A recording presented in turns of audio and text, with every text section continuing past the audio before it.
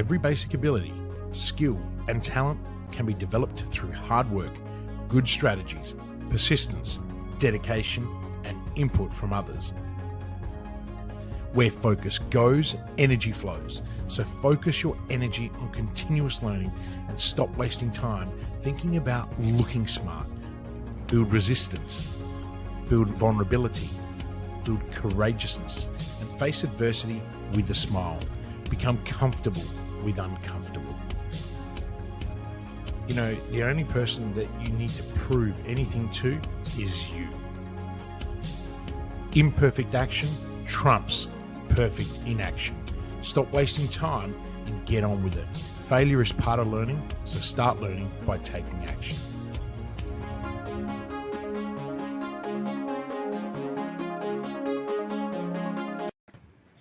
Kristian, Livolsi, we are back. It is the hot seat. It's Thursday again, which is exciting. How is your week going so far? My week's been pretty cool, actually. It's very productive. There's a lot going on. We've been doing a lot of strategy and preparation for 2023, and really working with the teams. Client work has been really crazy at the moment too. So it's it's been amazing. And obviously I was in Melbourne last week. We've got some travel this week. We've got Sydney in 2 weeks' time. So there's a lot of activity going on in my world, which is fantastic. And obviously we've got a new puppy in the house. Yes. So Louis is integrating well. And the children and Lucy are really happy. So life is great. That's exciting. And I'd like to ask, this time of year, is this winding down for you? Is there a wind down for you over the Christmas, New Year period, or is this when it ramps up for you? Well, as you know, there's a wind down for the team. There's never a wind down for me because, when a lot of people tend to forget that I'm, apart from being a business advisor and a strategist, and run, our advisory firm, I also own my own companies. So some of them have breaks, some of them don't. And then, there's a lot of moving parts. And so for me, a wind down will happen on around the 21st of December. And then I'll switch off for about 7 days. And then I'll be back on it. Team won't be back until you guys aren't back until the 10th. Yep. And then we dive into a 3-day planning workshop to take the strategy into execution. So, and then in January, we've got 3 client strategy day, like as in strategy sessions. So each one of those is 3 days. So there's 9 days plus the 3 is 12. There goes January already. As soon as everybody got wind that I wasn't going on a family holiday in January for 2 weeks, they were like, "We're booking you in. We're booking you. You're booked out." But I love writing strategy. It's, to me, if I could be doing strategic thinking all day for all of our clients and for our businesses, that's my happy place. I just love the level of intellect that you can go to and the opportunities you can create and the initiatives you can build out. So, and then finally the plan. So there's no, I guess also the other thing is when you love what you do, you don't need to wind down. It's not, to me, the winding down is the stress. It's kind of like, what, you're going to take me away from what I love doing for 7 days? That's ridiculous. Anyway, we're not here to talk about that. Yes, no, we're not. But I would really love to hear from our followers, from our viewers. What are you doing over the Christmas break? Are you using this as a time to maximize thinking about what's happening in your business for the year ahead, or do you switch off and just really take that time not to do anything at all? So we would love it if you can drop that in the comments. That'll really help us to provide great and relevant content to what is happening for you in the next month or so. But that is not what we're here to talk about today. Today, we are talking all about leads, which is very fitting because we obviously have a marketing event coming up in a couple of weeks, 2 weeks on Saturday, which is exciting. We ran a poll on LinkedIn and we asked our followers and people to engage in on this poll that asked, how do you get leads? And it was really a simple response of, do you have a plan or are you at a loss? Now, very interestingly, 12% said that they were at a loss. They did not know how they get leads. And 88% said that they had a plan. But I'd really like to ask you, Kristian, what is the difference between having a plan and having a strategy? Good question. Well, there are very strong differences between those two words. Okay, so we've got to be really clear here. I think people use them interchangeably. I don't Yeah. know if people really use them in the right context. That's why I kind of wanted to ask this question today. Yeah. So look, you're gonna have to give me more than 2 minutes to answer this because I need to just explain a few things. So a plan is an arrangement or a pattern or a program or a scheme that for a definite purpose. Okay. Whereas a strategy, on the other hand, is a blueprint, a layout, or even a design, or even an idea used to accomplish a very specific goal that is open for adaptation, pivots, and change when needed. Okay. So, really important that our listeners understand those two differences. However, both actually define expectations, they outline milestones, and they have targets to measure progress and performance. So, that's its similarities. But still, a strategy is frequently a long range and even more directional than the near term specifics found in a plan. Okay. So that's how I see it. Now you can have a plan without a strategy, but you can't have a strategy without a plan because that's really a story unfulfilled. Okay. And anyone that knows me knows that everything's about purpose. So the amount of times that, Simone, I've heard people tell me that they need to create a strategic plan over, for example, the need to create a strategy is in the order of magnitudes. Okay.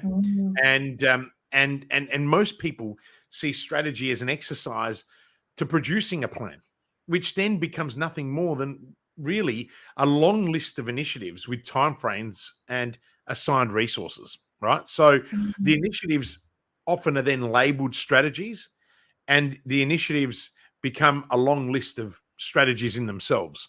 So to me, this is nothing more than a budget. And most of the strategic plans that I've seen are nothing more than those budgets. Okay. So, these are some of the things to consider. So, to break free, I told you I needed more than 2 minutes. Now, to break free from this obsession with planning, we at the Business Growth Mindset think differently about strategy. And I believe that strategy is making an integrated set of choices that collectively position your firm in its industry so as to create, excuse me, sustainable advantages that are relative to competition and deliver superior financial returns. Okay.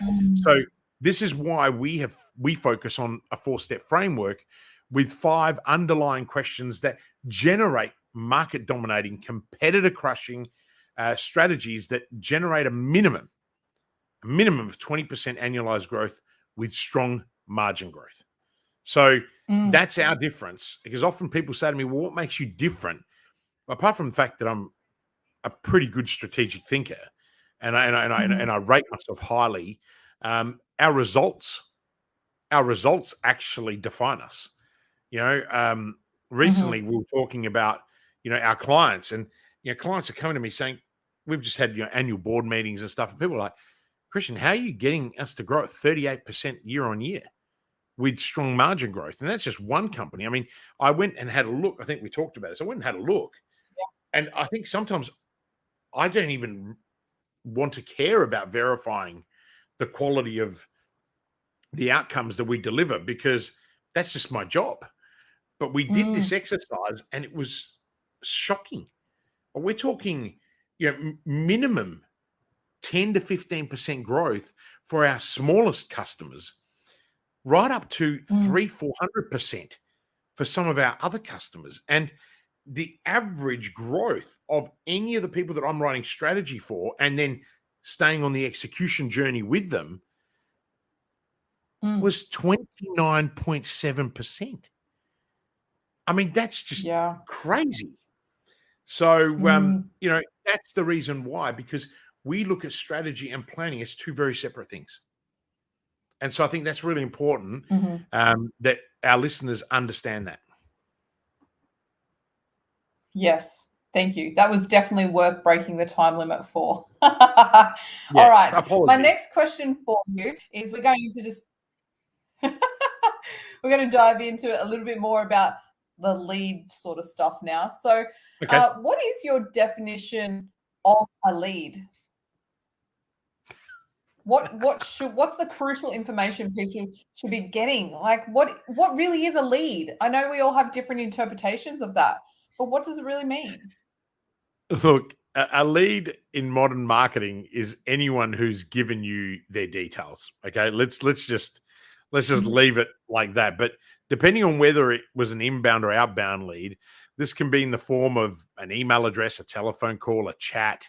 So if you're using Messenger, like my chat, or a phone number, and that's just to name a few. But to mhm, me, and in our organizations and the people we advise, a lead is someone or a business who's given you their details because they have a need or desire to buy your product and become a client. Okay. Now, in mhm, several of our companies, we measure leads in categories. So this probably will help. So, for example, in our outsourcing company, we have an outbound lead strategy. However, we don't call it a lead, right? Well, we don't call it a lead until it's a call. Okay, so mhm, we generate, 500 emails that are generated from people opting in, right, to a lead magnet, and we don't call that a lead. We call that mhm, simply an inquiry. It only becomes a lead when that person books a call. Okay, even though we already mhm. have their details, um, and then So we once they take classify. action. Okay, so once they Correct. take So action. Yep. yeah. So then what we do is we use that classification as part of our CAC, right? Calculation. So Mhm, that's the customer acquisition cost. Because we want to mhm, narrow, we want to really skinny and focus down on the value of a lead to our organization. So, we have an inquiry mhm, cost that, could be between 16 cents and $3, depending on the markets and industries that we're in. I mean, most people mhm. don't even realize that I own a digital media agency and have for years. So, we have to be Mm. really, really clear about these sorts of calculations for our customers to get a good ROI. Yeah, I think that's a really important one because I think that it's easily confused on what an actual lead is. And it's definitely different things for different people in different industries, which is great. All right. I'm just going to read a comment that Keith has put in here. He says that end of year is always work. So December's a big month for him. And obviously always trying to find a happy medium as well. He also said, has a question for you, Kristian. So you deal mainly with companies who want to generate a higher response from the consumer. Um, no, not really, Keith. I think that we don't normally. Again, it depends on the company that we're doing work for. At the end of the day, if you get really skinny about your dream client, then you don't actually have to, have a very broad spectrum or a high response rate from a consumer. Essentially, what you need to do is generate the amount of leads that your business requires to be able to facilitate the targets that you're aiming for. And every industry is different because every product offering is different. Whether Mm, you're a bricks and mortar business, whether you're an online business, whether you are selling, a $7 product online in the form of a clickbait program, which seems to be a very mm, common thing for coaching businesses, right? yeah. Or whether you're giving it away for free. So no, yeah, no, I can't say that we deal mainly with companies who want to generate a high response Yeah. from a Okay. consumer. Awesome. Thank you. Thanks for the question too, Yeah, Keith. Love having thank we you. love having our viewers interact with us. Please feel free to ask your questions. All right, my last question for you today, Kristian, is how can you increase your lead flow? Why is it that your third question every single week is some way, shape, or form an incentive for me to give away free advice? I have now come to the conclusion you do this every week, and you know that I have this crazy memory, and I reckon now I'm going to go play this back, right? To confirm. But look, there are lots of ways to increase your lead flow, right? It's the number one focus for most businesses, especially the less established and startup companies, right? Like you put all your attention in sales and marketing, but often, right? And this is why I can't just go on a whim and give people an example, because often the lack of strategy and focus, often there is a total lack of strategy behind lead flow increasing, right? And what happens is that's because people are focusing purely on execution, and then they wonder why they failed. They wonder why these platforms that are out there, right, have been created for them to make money, not to help you. Okay. So if you, and they've created them in a way that they're so easy to navigate, but actually deep down, it's actually really hard to get skinny on what you're trying to do, even though they tell you. You know, I recently spoke to our meta consultant for the media company, and I was like, "You're really making this sound really easy. Why is it that we have to have 4 technical experts in our office to be able to work this out?" And you know, but the pitch is that it's easy. So to increase lead flow, you know, you could just start running ads, which is what everybody else does, and ultimately, you know, without a strategy, that is already wrong, because if you don't know who you're targeting, why, and do they even need your product, you're just throwing money to nothing. So here's 5 tips that I'm going to give you. What you got to do in any lead flow increase is you got to keep it clean and you got to keep it simple.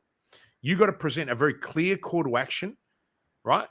That people can then, you know, get to it straight away. You got to present a consistent message. Okay, there's Blake's little hand in the background. He's got another cookie, right? You got to make a clear value proposition, right? There's got to be a really clear value offer, and you got to use something that catches your CTA. Hi, Blake. How are you today? You're live. He was trying to share his cookie with Kristian yesterday. He heard your voice. He must have been trying to share the cookie with you again. That's right. Yeah. Well, I wish I could teleport that cookie from Sydney to Adelaide. Not that my waistline would benefit from it. So, you know, no. So look, that's the answer. You know, but be really careful that you've got an underlying strategy, not just some plan of initiatives. You know, really understand why you're doing something. That's so important. Yeah. And what we often know is that leads aren't actually where you need to start. A lot of people feel like leads are the first thing that they need to do. But as we often uncover, there's so much more that needs work on before it's even getting the leads in. So Kristian, I know you are back to back today. So thank you very much for your time. You're in Sydney in 2 weeks. I can't wait to have you here with us. We are running a Marketing for Growth event, which is really going to break down all of your strategy on your marketing to really finish 2022 in the best possible way and just skyrocket 2023. Hang on now, I'm going to correct you. It's not about finishing 2022 in the best possible way. It's about catapulting the final 30 days, right? Yes. Or in most cases for our clients, it's the final 20 days, and to get that extra lift in revenue so that they have an abundance of cash in the slush fund to go harder in 23. So really important. But yes, I'm really looking forward to it. Yes, I've got to go. I've got to be another call now. It's 11:30. But Simone, and thank you. And to all of our listeners, even though we cannot see anyone listening, but we know, Keith, you're out there. And thank you for dropping your comments in the chat. The StreamYard, I'm now going to actually consider dumping you, because it's not possible that I'm getting a little eye saying there's no one here, and yet Keith is writing. Okay. And I just got an alert from someone in the back room saying that there are people on Facebook. So, you know, bottom line is, if I'm paying for a service, make it work. Right. And then that's another clear message. So we may be coming to you from a different platform somewhere near you next week. I got to go. Adios. Have an amazing day. Thank you to everyone for following in and tuning with us. And we'll see you next Thursday on the hot seat. Catch you then. Thank you. Bye-bye.